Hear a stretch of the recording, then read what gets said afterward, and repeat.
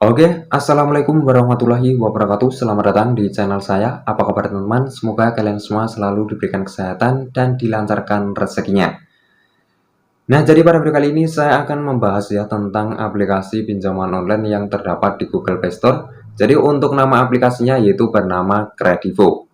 Nah, aplikasi ini terdaftar di OJK ya. Lalu apa sih resikonya ketika gagal bayar atau telat bayar di aplikasi Kredivo ini?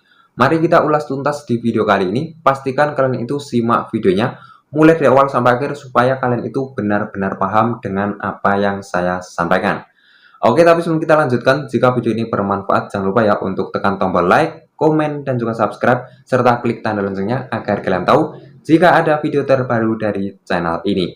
Oke, langsung saja kita bahas untuk aplikasinya. Nah, jadi untuk aplikasinya bernama Kredivo yang mana ini terdapat di Google Play Store. Kita bisa coba lihat di tentang aplikasi ini. Yang mana aplikasi ini memiliki keterangan ya bahwasanya di sini Kredivo juga resmi terdaftar dan diawasi langsung oleh OJK sehingga terjamin kredibilitasnya. Nah, jadi memang aplikasi Kredivo ini sudah lama terdaftar di OJK ya. Lalu apa sih resikonya ketika gagal bayar atau telat bayar di aplikasi Kredivo ini? Jadi untuk resikonya, yang pertama, kalian itu akan terkena teror. Nah, jadi kalian akan dihubungi terus dari pihak pinjaman online tersebut ya, ketika kalian itu belum membayar.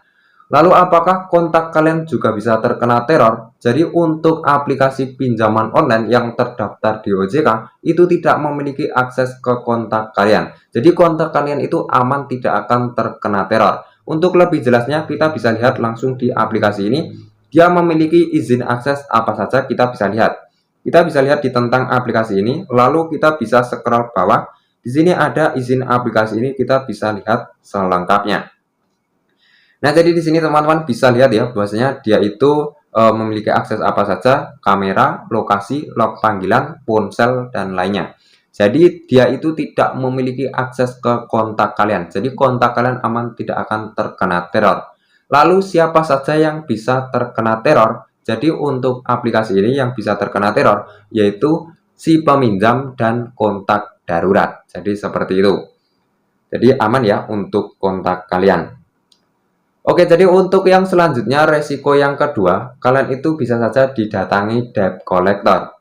Nah, misalkan kalian itu belum membayar, ya, dihubungi sampai beberapa lama belum bisa membayar, kemungkinan saja bisa saja kalian itu akan didatangi debt collector ke rumah kalian. Lalu bagaimana ketika didatangi debt collector? Nah, kalian itu tidak perlu takut teman-teman. Yang terpenting kalian itu tahu aturannya seperti apa. Jadi jangan sampai kalian itu takut karena tidak tahu aturannya itu seperti apa.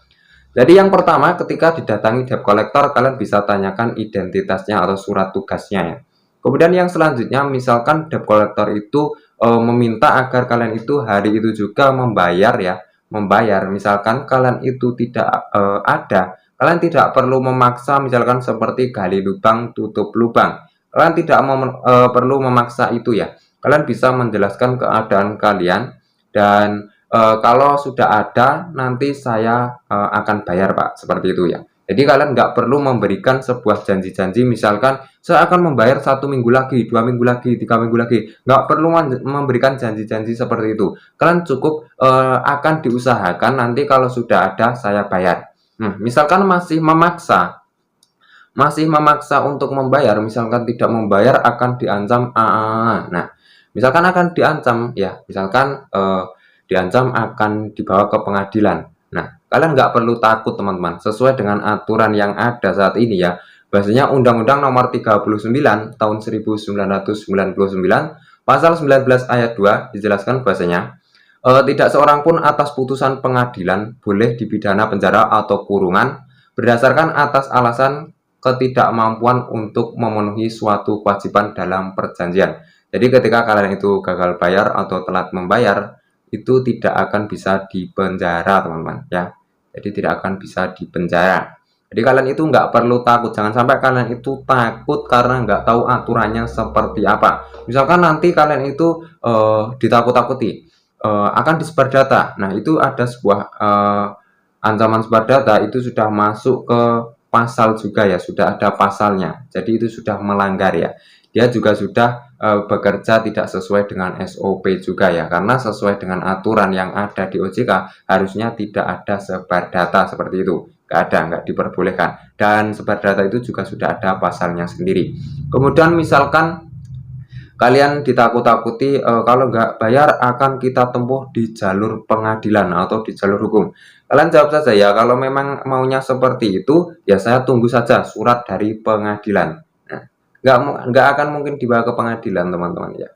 Kalian emang sudah pernah mendengar berita bahwasanya belum membayar hutang atau telat membayar hutang sampai ke pengadilan, kan belum ada ya dari pihak pinjol, belum ada. Nggak mungkin kalian akan dibawa ke pengadilan teman-teman, itu nggak semudah itu ya mengurus ke pengadilan ya, nggak semudah itu.